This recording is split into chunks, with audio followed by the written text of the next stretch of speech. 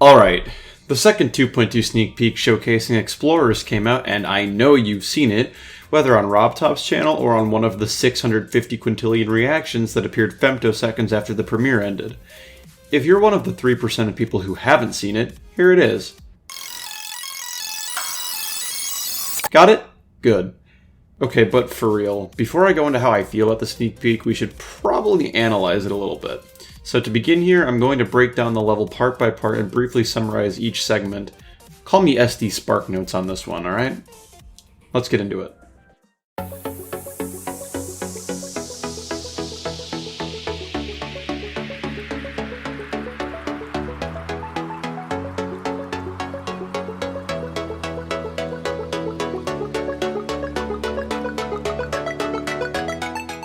So, a good bit to unpack here.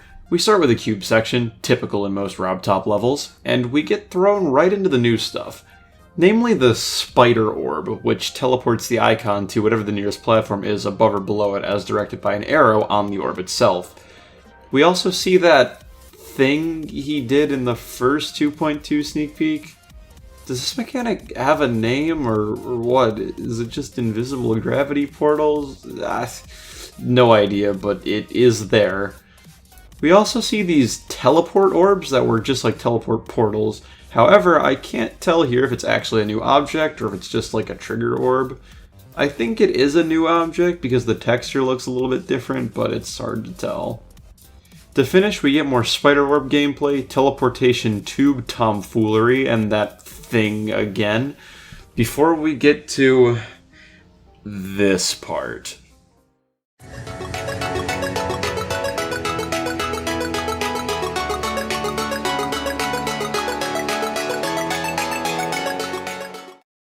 Alright, this part is kind of the main point of contention, however I'll save all judgment for the later part of the video.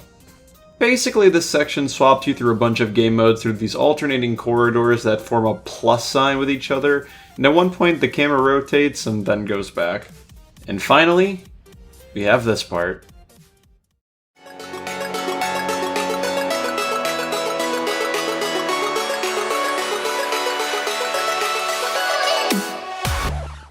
This part just plays around a bit more with the gravity shifting effects, having some orbs that flip your gravity 90 degrees. There's also some trigger orbs in here that clear bits of the pathway ahead of you. And the sneak peek ends at the drop just before a wave portal. Now that we've actually gone through the sections of the level, we can get to the sort of analysis of it.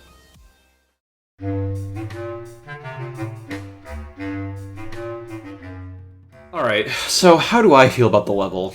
As a whole so far, I think it's alright. I can see why some people complain that it's too gimmicky, because it definitely is. If we draw a comparison here to the last sneak peek, and even back to, say, Finger Dash from 2.1, this level is much more saturated with 2.2 stuff than Finger Dash is with 2.1 stuff. Now this is as a result of, and I'm sure you could have guessed, the monumental size of the update.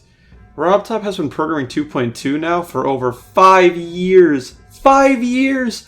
I was 13 years old when 2.1 came out, in 8th grade! I am now 19 years old in my second year of college! When 2.1 came out, popular GD content looked like this!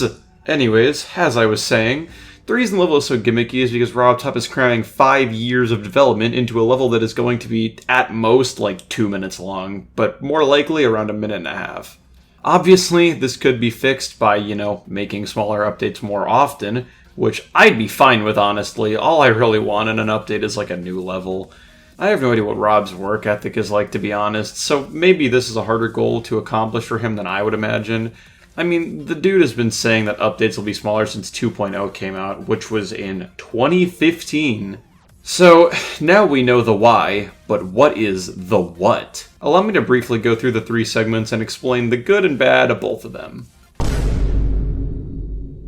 So, the first cube is alright. I don't think it offends too much. There's a couple of unintuitive things that'll have to be learned with trial and error, but since it's the very beginning of the level, it's more excusable. Honestly, the difficulty here is manageable too. I'd say probably at like a high-end harder or a low-end insane level. The biggest offender here really is honestly the decoration, or lack thereof really.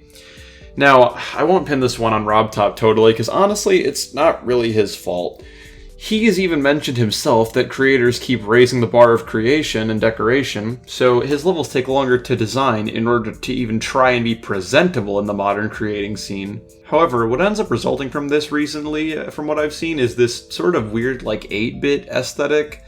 I don't think it looks bad, necessarily. I'm just more scared of it becoming the new standard. Mainly because the first sneak peek also uses this style, and now the second one does too. I mean, Blast Processing and Theory of Everything 2 look super different, and they were both in the same update, so I see no reason why Dash and Explorers couldn't look equally different. Honestly, with how much stuff 2.2 has, you could probably split the gimmicks pretty evenly between the two of them. You could focus Dash maybe more on the Swing Copter, because the Swing Copter is actually at the drop of the level, and maybe some of the gravity shifting stuff. And in Explorers, you could focus more on maybe having some harder Swing Copter gameplay, or focusing more on the Spider Orb, or the Teleport Orb, or maybe even just focusing more on the rotation of the camera, like in the one section that I'll be getting to in a second. Overall, solid section gameplay-wise. If it were a layout, it'd probably be super fun to play on that merit alone, but the decoration just really isn't there. There's just lots of empty space that I think is really noticeable. Alright, so this section is the one that really got Twitter turning into a war zone. Basically, you fly through the same two corridors in different orders and orientations, and at one point the camera rotates 90 degrees and back. So honestly, I don't think there's much inherently wrong with this part. The worst part of it is probably the blind transitions. You can't see what game mode is coming next or what gravity you'll be thrown into, so RobTop has essentially created a... That's honestly the biggest gripe I see with this segment. If there was any sort of signaling to the mode and gravity you'd be in before you hit the transition, that'd probably be better. Hell, you could even use the camera triggers to help better. Currently, the camera rotates once at a pretty arbitrary point in the section, then rotates back a bit later. If you really want to use the camera triggers, you could honestly make it so your icon always starts a corridor in the upright position, making the section a bit easier, and leaving only the game mode as an unknown factor. I've even created a small concept of this very thing myself. Here's two different edits I've made that changed how the camera could look in the level. One shows what the level would look like if you removed all the camera turning, and one shows what it would look like if you abused the camera triggers to force the icon to always be upright at the start of a corridor. Watch them both and let me know which one you think is best, or if you like the section currently as it is.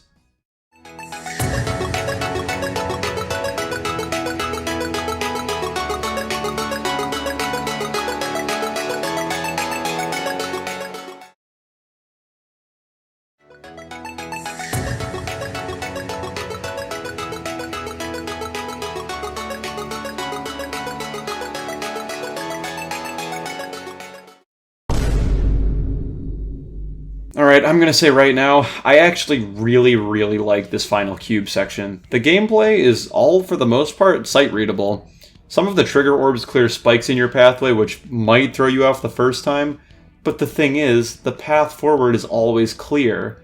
Even if there's spikes in the way, you can see the general area that you need to go, and when the spikes suddenly clear, even if you crash from not knowing that was going to happen, you'll know next time that the section is safe to land on.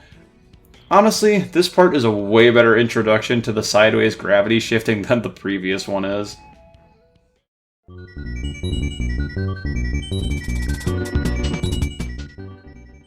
Overall, I still have pretty high hopes for this level. I do think as of now it's still a generally fun level to play.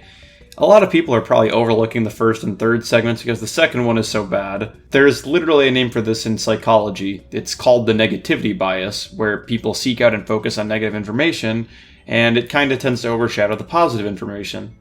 The second segment is definitely fixable with a bit of work. RobTop, and I say this with 100% certainty, does not need to make a massive overhaul and redesign massive gameplay segments just to make this level more fun or readable. Some symbols or pointers at the ends of the corridors would do just fine. And also, I feel like a lot of people too are kind of just bandwagoning on the hate train because I've seen a lot of tweets or comments where people say they're disappointed or they expected more blindly without really giving any reasoning why, but that's besides the point. In the end, even if it remains unchanged, we'll probably all get used to it in the end. After we all learn the level and beat it with coins for the first time, I guarantee we won't think it was that bad regardless. Well, assuming the rest of the level is good. So, yeah, that's been my thoughts on the second 2.2 sneak peek. Thanks for watching, and God, if I see vertical waves start appearing in layouts all the time when 2.2 comes out, someone is losing their kneecaps.